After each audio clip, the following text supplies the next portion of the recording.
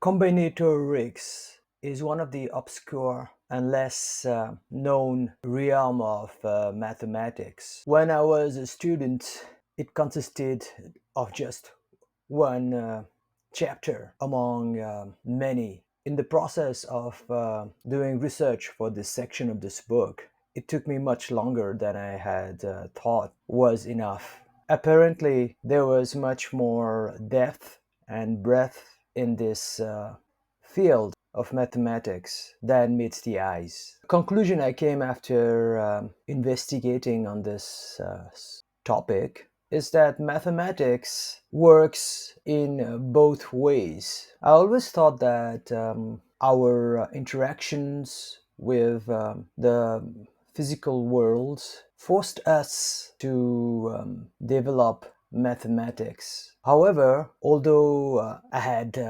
known and read about it a lot, I had never really experienced the other way. But restudying combinatorics made me realize that the study of mathematics leads us to observe the physical world differently, more complexly, and with much more subtlety. As soon as you open a math book, you will be given the formula for permutation and combination. Then you'll be taught a new operation like addition, subtraction, multiplication, and division. It is called factoring or finding the factorial. So, as shown in this example in the above diagram, the factorial of 3 is the product of the number which is being factorialed and all the numbers below it. So the factorial of 3 is 3 into 2 into 1, which is equal to 6. Then the textbooks will give us some fundamental counting principles that they call the multiplication principle, along with the pigeonhole principle. Then in the higher advanced combinatorics, you'll be provided with tools like Pascal's triangle and binomial theorems to solve combinatorics problems. I did all this and I thought it was all, but I was wrong. And so I came up with the diagram below. It basically summarizes my intellectual journey into the realm of combinatorics. As I was engaged in intellectual sparring with my artificial intelligence partner in order to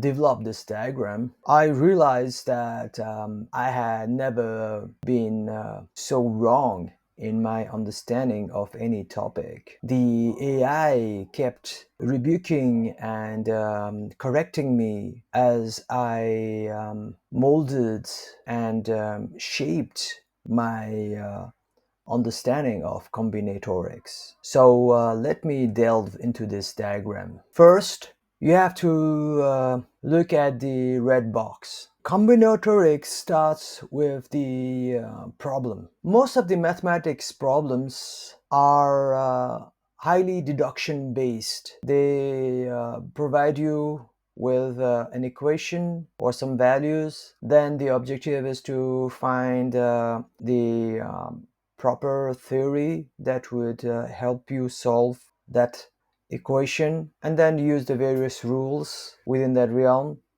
of mathematics to come to an answer. However, in combinatorics, there is another component which also occurs in other fields of mathematics, but here it's in much higher dosage. It is the component of interpretation of problems. That is why I dedicated a special space in the diagram and several paragraphs in this section. So basically, whenever you read a combinatorics problem, it is mostly about a real life scenario. For example, the simplest possible one is a question that goes like I have two pants and two shirts, how many unique dresses can I come up with? So that is a combinatorics problem. That is the start, as you can see in the diagram. Then, as you can see in the arrows, you have to ask yourself a first layer of questions that will determine which formula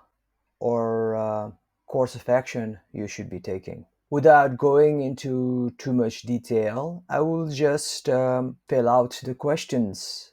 The first one is to ask if the combinatorics problem has a main set of items, like a candy box, which we can equate to a variable called n. Then does it also ask for a subset of arrangements that could be equivalent to a handful of candies that we take from that jar? We could denote that with a variable r. The second question is, does this combinatorics problem require a guarantee of a specific distribution or repetition between two sets of items that we can denote as n and m, where n is greater than m? The third question is, does this combinatorics problem has a sequence of independent choices or events? As you can see above in the diagram, if the question that is answered as a yes is the second one, then one should use the pigeonhole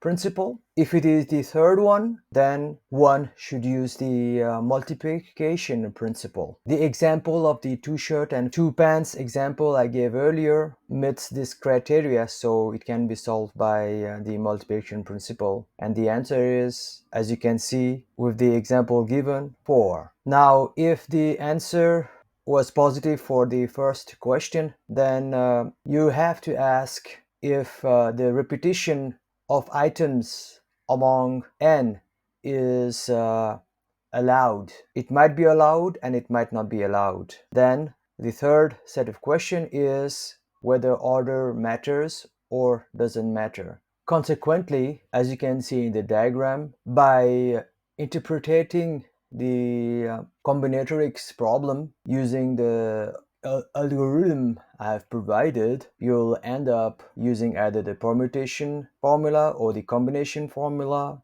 or the permutation with repetition formula, or the combination with repetition formula.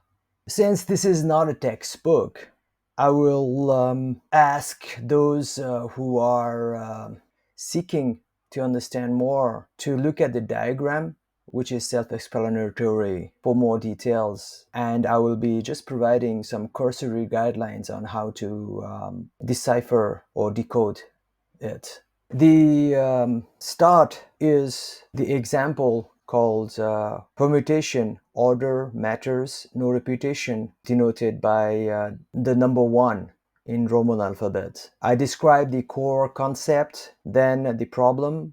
The problem is also written there.